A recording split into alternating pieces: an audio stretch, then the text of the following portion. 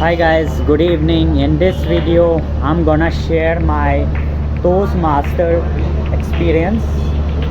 I went to Vision Toastmaster Anniversary and I had a lot of fun there.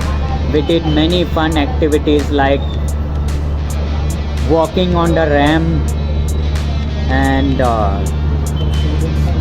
salesman table topic.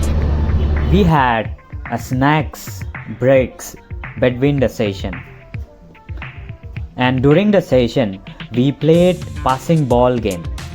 We pass ball to each other, and once the music is stopped, someone has to speak on a random topic on the stage. The host will give the topic, and we also did ramp walk, and there was also salesman impromptu. In salesman impromptu, someone has to sell something to audience, and we also played lottery game, and I won the lottery game. I won a chocolate.